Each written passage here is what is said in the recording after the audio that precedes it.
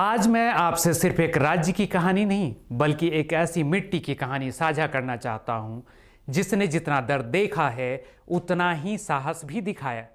जरा एक पल के लिए अपनी आंखें बंद कीजिए और सोचिए एक ऐसी धरती जहां जंगल सिर्फ पेड़ों का झुंड नहीं होते बल्कि पुरखों की याद होते हैं, जहां नदी सिर्फ पानी नहीं बहाती बल्कि आस्था बहाती है, जहां पहाड़ सिर्फ पत्थर नहीं होते वहां एक पहचान होती है। नमस्कार, मैं हूं शशिभूषण और आप देख रहे हैं मॉर्निंग इंडिया। आज के पूरे इस वीडियो में आपको झारखंड के आदिवासी हस्तियों के बारे में भी चर्चा करेंगे।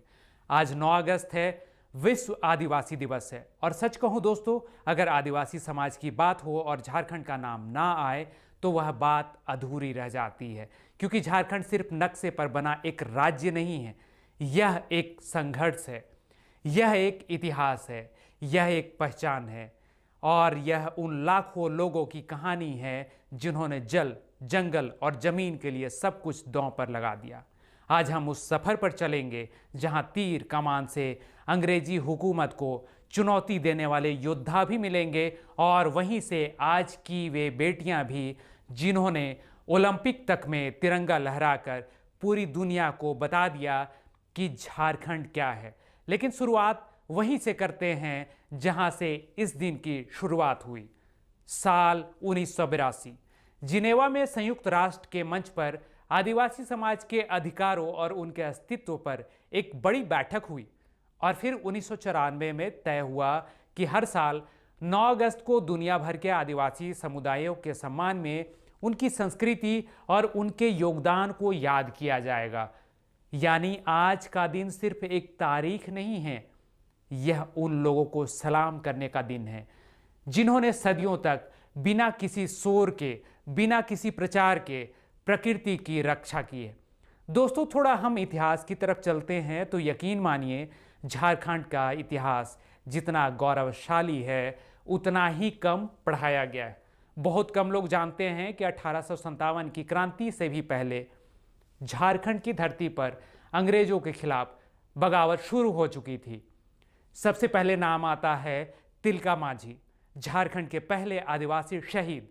साल 1780 में उन्होंने अंग्रेजों के खिलाफ विद्रोह का बिगुल फूंका और फिर 1784 में एक ताड़ के पेड़ पर चढ़कर तीर कमान से अंग्रेज कलेक्टर ऑगस्टस क्विनलैंड को मार दिया। जरा सोचिए दोस्तों, जिस दौर में अंग्रेजों के पास बंदूकें थी, तोपें थी, सेना थी, उस दौर में एक आदिवासी योद्धा सिर्फ तीर से पूरी हुकूमत को हिला देता है। यह कहानी किताबों में भले कम हो लेकिन झारखंड की मिट्टी आज भी उसे याद रखती है। इसके बाद आते हैं वीर बुद्धू भगत की। साल 1830 में 1832 के बीच उन्होंने लरका आंदोलन चलाया। लड़ाई सिर्फ जमीन की नहीं थी, लड़ाई अस्तित्व की थी। और फिर आया 1855, दो भाई सिद्धू और कान्हू, उन्होंने हजारों संथालों को एकजुट किया और अंग्रेजों के खिलाफ एक ऐसा विद्रोह किया जिसे इतिहास बना दिया। संथाल हुल के नाम से जाना जाता है। लेकिन दोस्तों, इस कहानी की सबसे बड़ी बात यह है कि इसमें सिर्फ भाई नहीं लड़े, इनकी बहनें फूलो और झानो मुर्मू भी हथियार उठाकर मैदान में उतर गई। उन्होंने आखिरी सांस तक लड़ाई लड़ी। यही है झारखंड की मिट्टी, जहां बेटियां भी उतनी ही बहादुर है जितने बेटे। और फिर आता है वह नाम जिसे सुनते ही हर आदिवासी का सिर गर्व से ऊंचा हो जाता है, भगवान बिरसा मुंडा। सिर्फ 25 साल की उम्र, इतनी छोटी उम्र में उन्होंने उलगुलान कर दिया, यानी महाविद्रोह की शुरुआत की। उन्होंने सिर्फ अंग्रेजों से लड़ा नहीं, उन्होंने अन्याय से लड़ाई लड़ी, उन्होंने शोषण से लड़ाई लड़ी, उन्होंने अपने लोगों की पहचान बचाने के लिए लड़ाई लड़ी। आज भी आदिवासी समाज उन्हें धरती आबा यानी धरती का पिता कहकर पुकारता है। उनके संघर्ष का असर इतना गहरा था कि 1908 में छोटा नागपुर काश्तकार जिसने आदिवासी जमीनों की सुरक्षा की नींव रखी, और शायद यह कोई संयोग नहीं था कि वह जब 15 नवंबर 2000 को झारखंड अलग राज्य बना तो वही दिन भगवान बिरसा मुंडा की जयंती को भी मनाया जाता है, जैसे पूरा झारखंड अपने सबसे बड़े सपूत को नमन करते हुए जन्म ले रहा हो। लेकिन दोस्तों, इतिहास के बाद एक ऐसा सच आता है जिसे सुनना भी जरूरी है।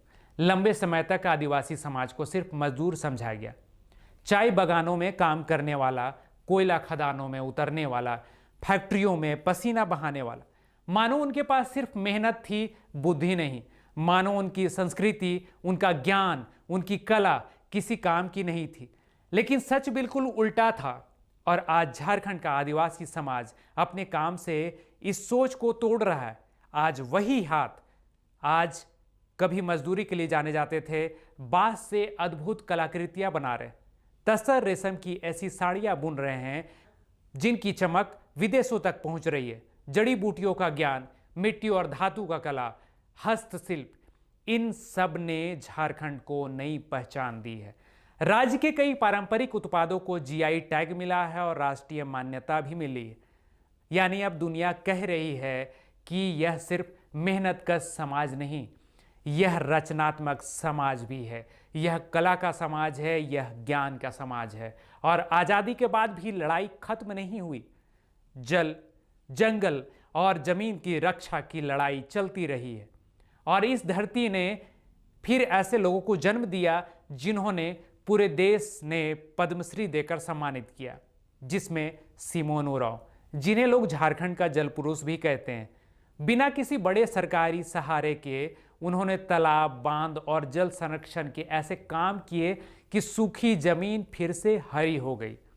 जमुना टुड्डू, पूर्वी सिंहभूम की वह बेटी जिसे लोग वन की वीरांगना कहते हैं, उन्होंने हजारों महिलाओं को साथ लेकर जंगलों को लकड़ी माफियाओं से बचाया।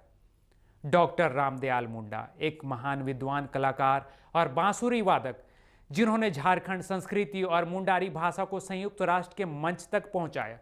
और खेल की बात करें तो झारखंड ने वहां भी इतिहास रखा है।